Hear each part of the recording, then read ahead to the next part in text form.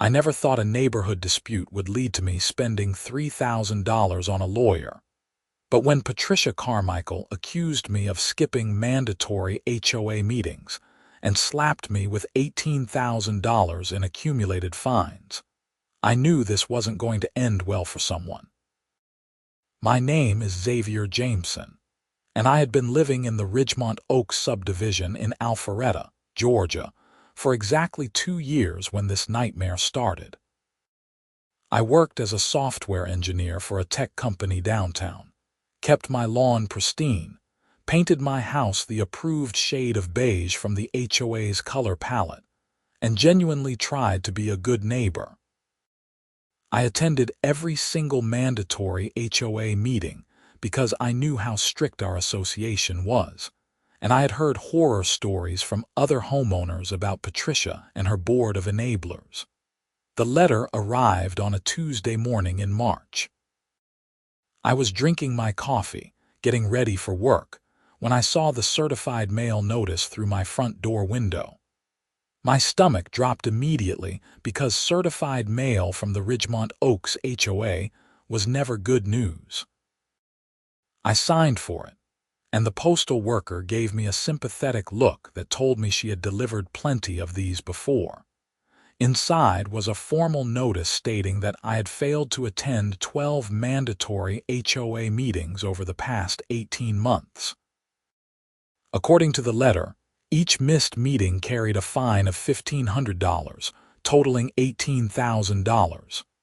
The letter was signed by Patricia Carmichael, HOA president, with copies to the board members, Susan Fletcher, Deanne Morrison, and Kenneth Wright. At the bottom, in bold red letters, it stated that I had 15 days to pay the fine or face legal action, including the possibility of a lien on my property. I stood in my kitchen, reading and rereading the letter, my coffee growing cold. This had to be a mistake. I had attended every single meeting. I kept them on my calendar. I had email confirmations. I even had the damn printed agendas that Patricia handed out at each meeting, filed away in a folder in my home office. I immediately called the HOA office. A woman named Gloria answered. She was the administrative assistant who worked part-time managing the HOA's paperwork and correspondence. I had met her a few times, and she seemed nice enough, though clearly terrified of Patricia. "Gloria, this is Xavier Jameson from 4782 Oak Ridge Lane. I just received a letter saying I missed 12 meetings, but I was at every single one. This has to be a mistake." There was a long pause. "Mr. Jameson, I'm looking at the attendance records right now. Your name isn't checked off for any of those meetings." "That's impossible. I was there." I sat in the third row. I even asked questions at several of them. Another pause. "I'm sorry, Mr. Jameson, but the records are very clear. Patricia takes attendance personally at every meeting. If your name isn't checked off, you weren't there. Can I come look at the records?" "Can I dispute this?" "You can submit a formal written dispute to the board within the 15-day period. They'll review it at the next meeting and make a determination." "The next meeting is when?" 3 weeks from now. "But the payment deadline is in 15 days. "Yes, sir, that's correct." I could hear the discomfort in her voice. She was just the messenger, caught between doing her job and knowing something wasn't right. I thanked her and hung up, my mind racing. This was deliberate. Patricia was targeting me for some reason, and I needed to figure out why. I called in sick to work and spent the morning going through my records. I had my calendar entries for every meeting. I had the email reminders the HOA sent out before each meeting. I had the printed agendas. I even had a parking ticket I had gotten once when I parked in the wrong spot before a meeting, which clearly showed the date and time corresponding to one of the meetings they claimed I missed. But none of that proved I was actually inside the meeting. I needed something more concrete. That's when I remembered the cameras. The HOA meetings were held at the Ridgemont Oaks Community Center, a building that the association owned and maintained.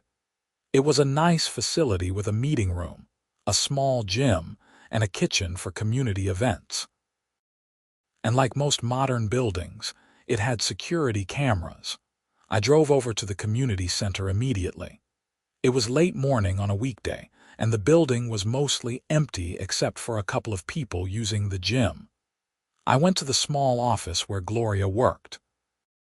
She looked up as I entered, and I could see the sympathy in her eyes. "Mr. Jameson, I figured you might stop by." "Gloria, does this building have security cameras?" She nodded slowly. "Yes, inside and outside." "And does that footage get saved?" "It gets stored on a digital system. I think it keeps recordings for about 2 years before it automatically deletes them." My heart jumped. So the recordings from all those meetings I supposedly missed would still exist? "I suppose so, yes." "Can I see them?" Her face fell. "I don't have access to the security system. Only Patricia and the security company do. You would need to submit a formal request." "How do I do that?" "In writing to the board, of course." Everything had to go through Patricia and her board. I wasn't going to get anywhere that way. I thanked Gloria and left, my mind working through the problem. I needed access to that footage, but Patricia would never approve my request. She would stall, make excuses, maybe even delete the footage if she thought it would expose her lie. I sat in my car in the parking lot and called my friend Marcus, who worked in IT security. We had gone to college together, and he now ran his own cybersecurity consulting firm. After I explained the situation, he let out a low whistle. "Man, that's messed up. HOAs are the worst." "Can you help me get that footage, legally?" "You need either permission from the property owner, which is the HOA, or a court order." "How do I get a court order?" "You would need to file a lawsuit and request the footage as evidence during discovery, but that takes time and money." "How much time and money?" "Couple months at least, and probably a few $1,000s in legal fees minimum." I did some quick math. The fine was $18,000. Legal fees of a few thousand to prove I was right seemed worth it, even though it galled me to have to spend money to prove I wasn't lying. But a couple of months might be too long. Patricia could have the footage deleted by then. "Is there any faster way?" I asked. Marcus was quiet for a moment. "You could try requesting it as a homeowner. HOA records are supposed to be available to members in most states. Security footage might fall under that." "She'll just say no." "Probably. But if you make the request formally and she denies it, that strengthens your case if you do end up in court. It shows she's hiding something." That made sense. I thanked Marcus and spent the rest of the day drafting a formal written request to the HOA board. I cited Georgia state law regarding homeowner access to association records. I requested copies of the security footage from the community center for the dates of the 12 meetings they claimed I missed. I kept it professional and factual, printed it out, and hand-delivered it to the HOA office that afternoon, making sure Gloria date-stamped my copy as received. 3 days later, I got a response. It was a single-page letter from Patricia stating that security footage was not considered an official HOA record, and therefore was not subject to the disclosure requirements. My request was denied. The letter reminded me that I had 9 days left to pay my fine. I immediately called Marcus back and told him about the denial. He recommended a lawyer he knew who specialized in HOA disputes, a woman named Rachel Harrison. I called her office and managed to get an appointment for the next morning. Rachel Harrison's office was in a professional building in downtown Alpharetta. She was in her early 40s, with sharp eyes and an air of competence that immediately put me at ease. I explained the entire situation, showed her all my documentation, and handed her copies of the letters from Patricia. She read through everything carefully, making notes on a legal pad. When she finished, she looked up at me and said, "This is retaliation. Do you have any idea why Patricia Carmichael would target you specifically?" I had been thinking about that a lot over the past few days. There was an incident about 6 months ago.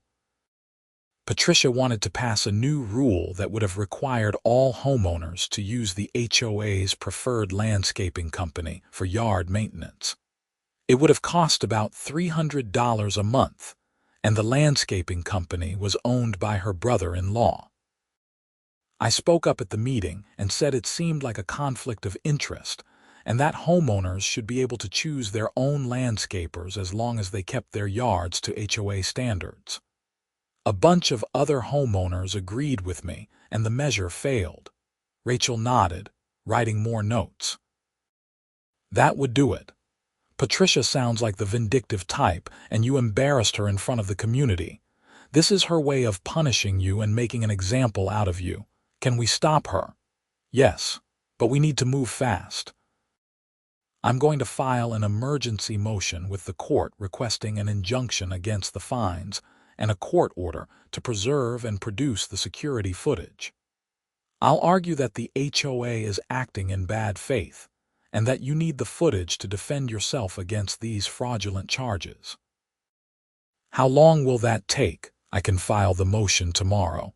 We might get a hearing within a week or two if the judge sees it as urgent.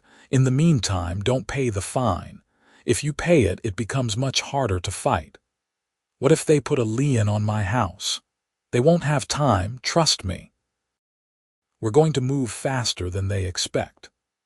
The consultation cost me $300, and Rachel required a $5,000 retainer to take the case. I put it on my credit card, my hands shaking slightly as I signed the agreement. This was getting expensive, but I couldn't let Patricia get away with this. Rachel was true to her word. She filed the motion the next day, and I received a copy via email that evening. It was thorough and aggressive, laying out all the facts and arguing that Patricia and the board were engaging in fraudulent and retaliatory behavior. Rachel requested an expedited hearing, citing the urgent deadline on the fine payment. 4 days later, we got our hearing date. It was scheduled for the following Tuesday, which would be exactly 13 days after I received the original fine notice. The HOA had 2 days left before the payment deadline. I took the day off work for the hearing. Rachel met me at the courthouse in downtown Alpharetta. It was a modern building, all glass and steel, and I felt nervous as we went through security and made our way to the courtroom. I had never been involved in a lawsuit before, and the whole process felt surreal. Patricia was already there with the HOA's lawyer, a man named Donald Pierce, who looked like he was in his 60s and had probably been handling HOA cases for decades. Patricia was exactly what you would expect. Mid-50s, blonde hair in a tight bob, designer clothes that were meant to look casual but probably cost more than my monthly mortgage payment, and an expression of smug superiority that made me want to throw something. The judge was a woman named Margaret Foster, and she looked tired and annoyed as she reviewed the case file. When she finally looked up, she got right to business. "All right, I've read the motion and the response. Mr. Pierce, your client is claiming that Mr. Jameson missed 12 mandatory HOA meetings and owes $18,000 in fines. Ms. Harrison is claiming that her client attended all the meetings and that the HOA is acting in bad faith. Miss Harrison, you're requesting an injunction and an order to preserve and produce security footage. Is that correct?" Rachel stood. "Yes, Your Honor. We have strong evidence that Mr. Jameson attended every meeting. We have calendar entries, email confirmations, and other documentation. The community center where these meetings take place has security cameras that would definitively show whether Mr. Jameson was present. However, The HOA has refused to provide that footage. Judge Foster turned to Donald Pierce. Mr. Pierce, why won't your client provide the security footage? Pierce stood slowly. Your Honor, the HOA maintains that security footage is not a record subject to disclosure under state law. Additionally, the HOA keeps detailed attendance records, taken personally by Mrs. Carmichael at each meeting. Those records show that Mr. Jameson was not present. But you have the footage. The building has security cameras, yes. And you could provide it. Pierce hesitated. We could request it from our security company, yes. Then why won't you? We don't believe it's necessary, Your Honor. We have attendance records. Judge Foster's expression hardened. Mr. Pierce, you have a homeowner facing $18,000 in fines based solely on your client's handwritten attendance sheets. He's requesting video evidence that would conclusively prove whether he was there or not. The fact that your client is refusing to provide that evidence is extremely concerning to me. Pierce started to respond, but Judge Foster held up her hand. Here's what we're going to do. I'm granting the motion to preserve the footage. Mr. Pierce, you will immediately contact your security company and ensure that all footage from the dates in question is preserved and not deleted. I'm also ordering the HOA to produce that footage within 5 business days. We'll reconvene in 1 week to review it. In the meantime, the fines are stayed. Mr. Jameson does not have to pay until this matter is resolved. Any questions? Pierce looked like he wanted to argue, but he just nodded. No, Your Honor. Good. 1 week. I want that footage. We were dismissed, and I followed Rachel out of the courtroom. Patricia and Pierce were having an intense, whispered conversation near the door, and Patricia shot me a look of pure hatred as we walked past. I didn't care. We had won the first round. Over the next 5 days, I tried to focus on work, but it was difficult. I kept checking my email, waiting for news from Rachel. Finally, on Friday afternoon, she called me. We have a problem. My stomach dropped. What kind of problem? The HOA just submitted the security footage to the court. But there's an issue. The footage from 6 of the 12 dates is mysteriously corrupted or missing. The security company is claiming technical difficulties. That's not a coincidence.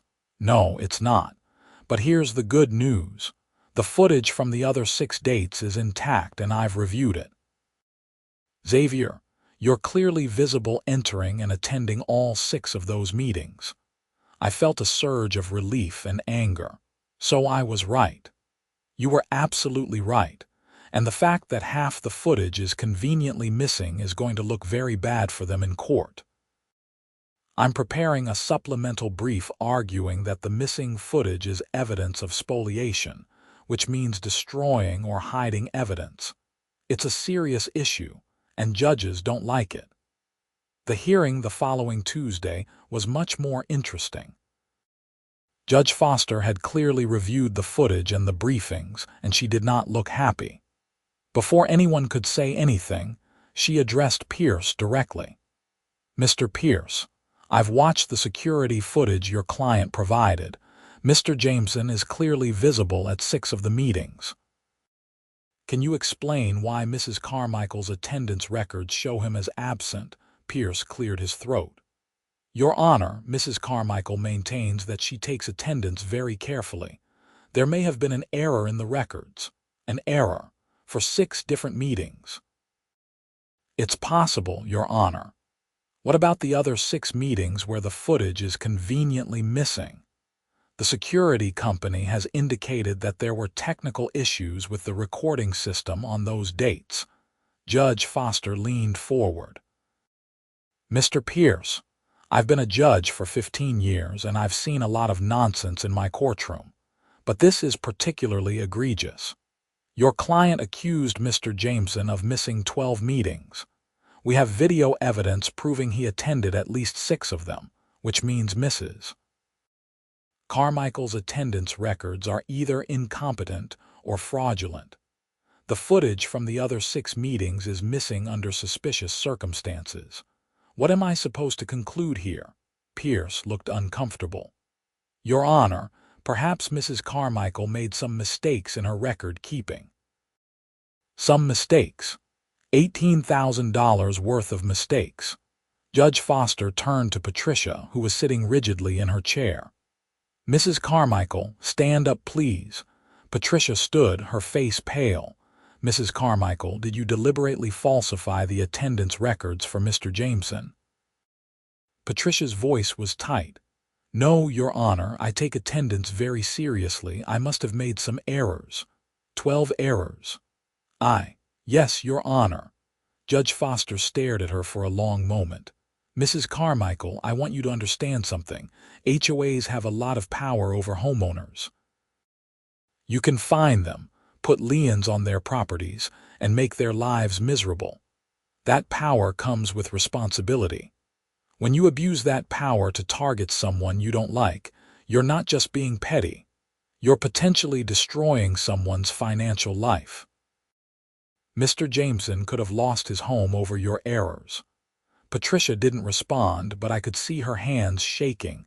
Judge Foster continued. Here's my ruling. The fines against Mr. Jameson are dismissed entirely, all of them. The HOA will pay Mr. Jameson's legal fees, which I'm estimating at around $5,000 based on the retainer agreement in the record. Miss Harrison, submit an itemized invoice to the court and to Mr. Pierce within 10 days. Additionally, I'm ordering an independent audit of the HOA's attendance records for the past 2 years. I want to know if Mrs. Carmichael has done this to anyone else. Mr. Pierce, your client will cooperate fully with that audit, and the results will be provided to the court and to all homeowners in the association. Any questions? Rachel stood. No, Your Honor, thank you. Pierce stood as well. Your Honor, with respect, ordering an audit seems excessive. Mr. Pierce, your client tried to extract $18,000 from a homeowner based on falsified records, and then conveniently lost half the evidence that would have proven it. An audit is the least of Mrs. Carmichael's problems. If I find out she's done this to other homeowners, I'm going to refer this matter to the district attorney's office for potential criminal charges. Fraud is fraud, even in an HOA context. Do I make myself clear? Pierce nodded quickly. Yes, Your Honor. We were dismissed, and I walked out of the courtroom feeling like a huge weight had been lifted off my shoulders. Rachel was grinning. That was even better than I hoped. Judge Foster eviscerated them. You think Patricia will face criminal charges? If the audit shows a pattern of this behavior, it's possible. At minimum, she's going to be removed as HOA president. No board is going to keep her after this. We went to a nearby coffee shop to debrief, and Rachel walked me through what would happen next. The HOA had 30 days to pay my legal fees. The audit would take about a month to complete. In the meantime, I should document everything and keep my records in case Patricia tried anything else, though Rachel doubted she would. She's done, Rachel said. This is going to be public record, and every homeowner in your subdivision is going to know what she did.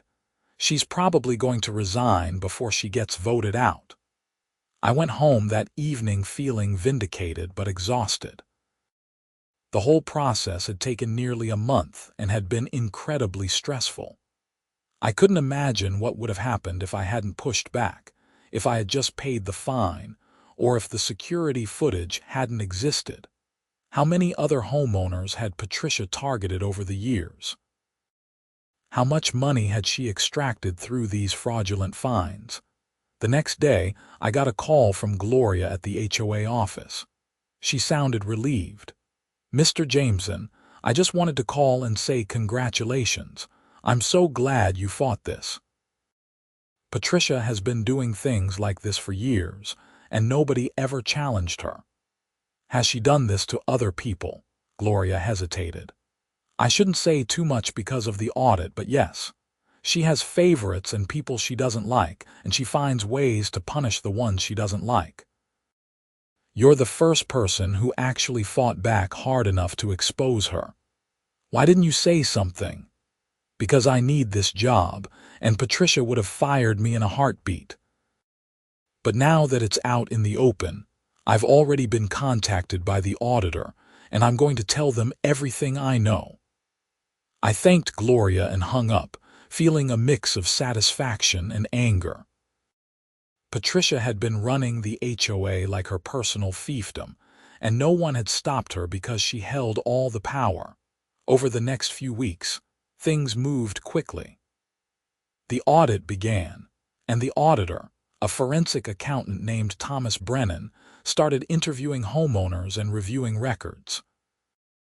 I was contacted for an interview and spent 2 hours walking him through my case and providing all my documentation. About 3 weeks after the court hearing, I received a letter from the HOA board.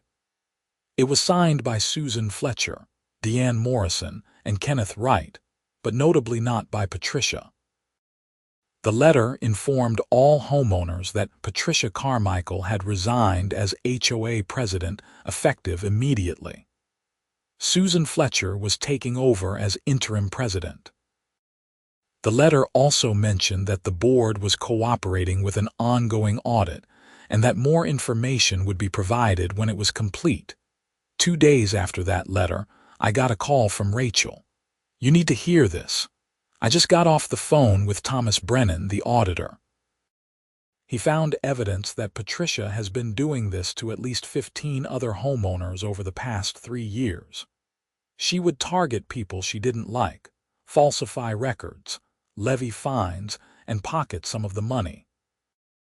The HOA has been hemorrhaging funds, and Patricia has been covering it up by claiming the money was going to maintenance and legal fees. How much money are we talking about? He estimates around $200,000 over 3 years. I felt sick. That's embezzlement. Yes, it is. Brennan is finishing his report, and then he's required to turn his findings over to the court. Judge Foster is almost certainly going to refer this to the district attorney. Patricia is going to be arrested. Good. There's more. The HOA is probably going to face a class action lawsuit from all the homeowners Patricia targeted. You might be contacted about joining it. There's also going to be a special election to replace the entire board because they either knew what was happening or were negligent in their oversight. The next few weeks were chaotic in Ridgemont Oaks. The audit results were released to all homeowners, and the community exploded. There were emergency meetings, angry Facebook posts, and a recall petition that gathered signatures in less than a week. Susan Fletcher, Deanne Morrison, and Kenneth Wright all resigned from the board rather than face a recall vote. One morning in late May, about 2 months after this whole nightmare started, I was getting ready for work when I saw police cars pull up to Patricia Carmichael's house, which was about 6 blocks from mine. I watched from my front window as officers knocked on her door, spoke with her briefly, and then led her to a police car in handcuffs. She was wearing a bathrobe and looked disheveled, a far cry from the smug woman I had seen in court. Rachel called me an hour later. "Did you hear?" "I saw it happen. They arrested her. The DA charged her with 15 counts of fraud and 3 counts of embezzlement. She's looking at serious prison time if she's convicted. What happens now? She'll be arraigned, probably post-bail, and then there will be a trial. That could take a year or more. In the meantime, the HOA is going to have to figure out how to move forward. There's talk of dissolving the association entirely, but that's complicated. Over the summer, things slowly returned to normal in Ridgemont Oaks. A new board was elected, made up of homeowners who seemed genuinely interested in running the association fairly and transparently. One of their first acts was to refund fines to all the homeowners Patricia had targeted. funded by the HOA's insurance policy, and by selling off some of the association's assets, including a fancy golf cart Patricia had purchased for herself using HOA funds. I received a check for $5,000 to cover my legal fees, along with an official letter of apology from the new board. They also implemented new policies requiring all attendance records to be verified against security footage and requiring board decisions to be made transparently with input from homeowners. The class action lawsuit moved forward, and I joined it along with 14 other homeowners. Our lawyer estimated that we would each receive between $10,000 and $20,000 in damages, depending on how the case was resolved. Patricia's assets were being frozen and liquidated to pay restitution. Patricia's criminal case went to trial the following spring, about a year after she had been arrested. Rachel kept me updated on the proceedings. Patricia's defense was that she had made honest mistakes and that any missing money was due to poor record keeping, not embezzlement. The prosecution, however, had Thomas Brennan's meticulous audit, testimony from 15 homeowners, and even testimony from Gloria, who explained how Patricia had intimidated her into staying quiet. The trial lasted 3 weeks. I attended a few days of it, sitting in the gallery and watching Patricia squirm on the witness stand as the prosecutor tore apart her testimony. She tried to play the victim, claiming she had worked tirelessly for the community and was being persecuted for enforcing the rules. But the evidence was overwhelming. The jury deliberated for less than a day. They found Patricia guilty on all 18 counts. The judge sentenced her to 6 years in prison and ordered her to pay full restitution to all the homeowners she had defrauded, plus additional fines to the state. Her husband, who had apparently known nothing about what she was doing, filed for divorce within a week of the verdict. The class action lawsuit settled shortly after the criminal conviction. Each of the 15 targeted homeowners, including me, received a settlement of $17,000. Combined with the return of my legal fees, I came out ahead financially, though the stress and time I had invested could never really be compensated. 2 years after this whole ordeal began, I was still living in Ridgemont Oaks. The HOA was running smoothly under new leadership. They had reduced the number of mandatory meetings to just 4 per year, implemented digital attendance tracking with time-stamped check-ins, and created an appeals process for anyone who disagreed with a fine or decision. The community felt different, more relaxed, less like we were all walking on eggshells waiting for Patricia to find something to complain about. I ran into Gloria at the grocery store one Saturday afternoon. She was still working for the HOA, now as the full-time administrator under the new board. She looked happier, less stressed. "Xavier, how are you?" she asked, genuinely pleased to see me. "I'm good. How are things at the office?" "So much better. The new board actually listens to people. They treat me like a person, not like a servant. And homeowners aren't terrified to contact us anymore." "I'm glad. You deserved better than how Patricia treated you. We all did. You know, I've been thinking about what you did, fighting back like that. If you hadn't pushed for that security footage, Patricia would still be in charge, and who knows how much more damage she would have done. You saved this community." I didn't know what to say to that. I had just been defending myself, trying to prove I wasn't lying. But I supposed Gloria was right.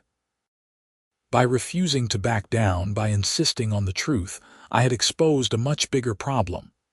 "I just did what I had to do," I finally said. Gloria smiled. "Well, thank you anyway. A lot of us are grateful." As I drove home that day, I thought about everything that had happened. It had started with a simple lie. Patricia checking a box to indicate I wasn't at meetings I had clearly attended. She had probably thought it would be easy, that I would just pay the fine and shut up like so many others had. But she had underestimated my willingness to fight back and the power of evidence. The security footage had been the key to everything. Without it, it would have been my word against hers, and she held all the institutional power. But the cameras didn't lie.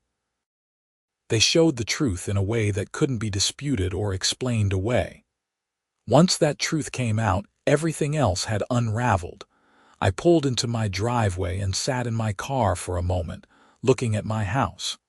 It was just a house, a suburban home in a planned community in Georgia. But it was mine, and I had fought to keep it. Patricia had tried to take it away from me through lies and abuse of power, and she had failed.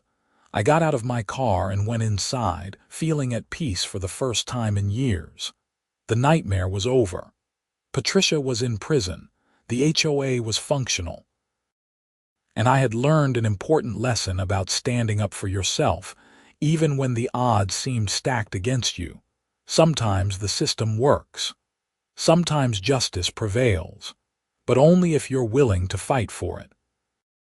That security footage had saved me, but only because I had insisted on seeing it, had refused to accept Patricia's word as gospel, had been willing to spend money and time and energy to prove the truth. I made dinner that evening, a simple pasta dish, and ate it while watching the news. There was a story about local government corruption, about officials who had been caught taking bribes. It reminded me of Patricia, of how easy it is for people in positions of power to abuse that power when they think no one is watching. But someone is always watching. Sometimes it's a person. Sometimes it's a camera. And sometimes, if you're lucky and persistent, that evidence is enough to bring the truth to light. The next morning, I woke up to a beautiful Georgia summer day. I made coffee, checked my email, and saw a message from the HOA. It was the agenda for the next quarterly meeting, scheduled for the following week. The agenda was simple: budget review, landscaping updates, and a discussion about adding more security cameras throughout the community. I marked it on my calendar and smiled. I would attend that meeting just like I had attended all the others, and this time no one would claim otherwise. The cameras would show the truth. They always did. As I got ready for work, I thought about all the homeowners out there dealing with their own Patricia Carmichaels, their own abusive HOA boards, their own situations where power was being misused. I hoped my story would reach some of them, would give them the courage to fight back, to demand evidence, to refuse to be bullied into submission. Because that's what Patricia had been doing, bullying people. She had used her position of power to intimidate and defraud, counting on people being too scared or too tired to push back. And it had worked for years, until someone finally called her bluff. I drove to work that morning feeling grateful for a lot of things. Grateful for security cameras. Grateful for Judge Foster, who had seen through the nonsense immediately. Grateful for Rachel Harrison, who had fought for me when I needed it most. Grateful for Thomas Brennan, whose meticulous audit had exposed the full scope of Patricia's crimes. And grateful for my own stubbornness, my refusal to accept an injustice even when it would have been easier to just pay and move on. At work, I told a few colleagues about the resolution of the case. They were amazed by the whole story, by the audacity of what Patricia had tried to do, and by the fact that I had actually won. One of them, a woman named Jennifer who lived in a different HOA-controlled community, asked me for Rachel's contact information. She was dealing with her own HOA issues, nothing as dramatic as mine, but she wanted a lawyer who understood how these organizations worked. I gave her Rachel's number and wished her luck. Maybe this would become a trend. Homeowners standing up to abusive HOAs, demanding accountability, refusing to be steamrolled. It wouldn't fix everything, but it would be a start. The months continued to pass, and life in Ridgemont Oaks settled into a comfortable rhythm. The new HOA board was competent and reasonable. They enforced legitimate rules about property maintenance and community standards, but they didn't engage in the petty tyranny that Patricia had practiced.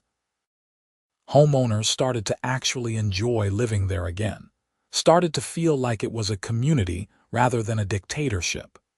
I stayed in touch with a few of the other homeowners who had been targeted by Patricia. We had formed a bond through our shared experience, and we occasionally met for dinner or drinks to catch up. Some of them had used their settlement money to make improvements to their homes. Others had saved it or paid down debt. One couple had used it as a down payment on a new house in a different neighborhood, deciding they wanted a fresh start away from the memories of Patricia's reign. I understood that impulse, but I chose to stay.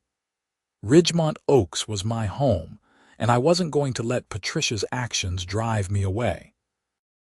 Besides, things were better now. The community had learned from the experience, had put safeguards in place to prevent it from happening again. It wasn't perfect, but it was functional and fair, which was all anyone could really ask for. One evening in the fall, about 2.5 years after the original fine notice, I was walking my dog through the neighborhood when I saw a moving truck outside Patricia's old house.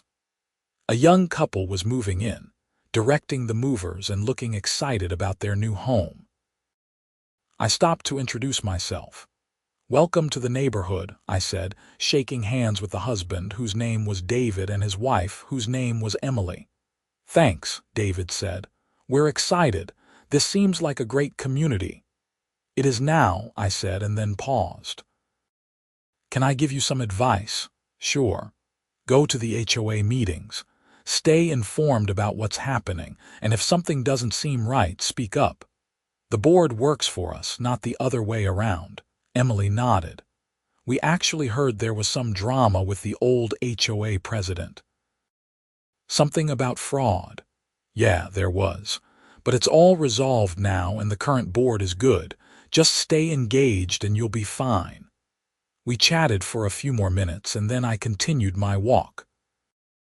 It felt strange to see new people living in Patricia's house, to know that she was sitting in a prison cell somewhere while life in Ridgemont Oaks moved on without her. But it also felt right. Actions have consequences, even for HOA presidents who think they are untouchable. That night, I sat on my back porch with a beer, looking out at my yard. It was well maintained, the grass cut to the appropriate length, the shrubs trimmed, everything in compliance with HOA standards. But I maintained it that way because I wanted to, because I took pride in my home, not because I was afraid of Patricia Carmichael. Fear had been her primary tool, I realized. She had ruled through intimidation, through the threat of fines and liens and legal action. And it had worked because most people are conflict averse. Most people don't want to fight. Most people will choose to pay a fine rather than challenge the system. But I had challenged the system, and the system had ultimately worked in my favor. It hadn't been easy or quick or cheap, but it had worked. The truth had come out. Justice had been served, and I had my home, my reputation, and my peace of mind. As I finished my beer and headed inside, I thought about the security cameras at the community center, still recording every meeting, every event, every moment. They were a silent witness to the truth, impartial and unblinking. Patricia had probably never thought about those cameras, had never considered that they might be her undoing. She had been so confident in her power, so sure that her handwritten attendance sheets would be accepted without question. But evidence doesn't lie. People lie. Records can be falsified. But video footage, properly preserved and authenticated, tells the truth. That was the lesson I had learned, and it was a lesson I would never forget. The years continued to roll by, and the memory of the Patricia Carmichael drama gradually faded into neighborhood lore. a cautionary tale told to new homeowners about the importance of accountability and transparency. The new HOA board continued to function well, and Ridgemont Oaks thrived as a community. I eventually served a term on the board myself, wanting to give back and help ensure that the mistakes of the past weren't repeated. It was a lot of work, dealing with homeowner complaints and maintenance issues and budget concerns, but it was also rewarding. I understood now how important good governance was, how much damage could be done by one person with too much power and too little oversight. During my time on the board, we implemented even more reforms. We created a homeowner bill of rights, outlining what homeowners could expect from the association and what recourse they had if they felt they were being treated unfairly. We moved to electronic voting for all major decisions, making the process more transparent and harder to manipulate. And we hired a professional management company to handle the day-to-day operations, taking that power away from any single individual. Looking back on the whole experience now, years later, I'm grateful for how it turned out, even though I never wanted to go through it in the first place. It taught me important lessons about standing up for yourself, about the importance of evidence, about the power of persistence. It also taught me that systems only work if people are willing to participate in them, to hold leaders accountable, to fight for what's right even when it's difficult. Patricia Carmichael tried to destroy me over a petty grudge, over wounded pride because I had dared to question her at a meeting. She weaponized her position as HOA president to extract $18,000 in fraudulent fines, never imagining that I would fight back, that I would demand proof, that I would find the evidence that exposed her lies. But I did fight back, and that made all the difference. The security footage proved I was right. The audit exposed her crimes. The criminal trial brought her to justice. And the reforms that followed made Ridgemont Oaks a better place to live for everyone. Sometimes I wonder what would have happened if I had just paid the fine, if I had decided it wasn't worth the fight. Patricia would still be running the HOA, still targeting homeowners she didn't like, still embezzling money. How many more people would she have victimized? How much more damage would she have done? I'm glad I'll never have to know the answer to those questions. I'm glad I stood up for myself and, in the process, stood up for my entire community. It wasn't the role I ever expected to play, but I'm proud of how things turned out. As I sit here now in my home in Ridgemont Oaks, I feel at peace. The nightmare is long over. Patricia is serving her sentence. The community has healed. And I've learned that sometimes when you demand the truth and refuse to back down, you can actually win. The security cameras at the community center are still there, still recording, still serving as a silent guardian of the truth.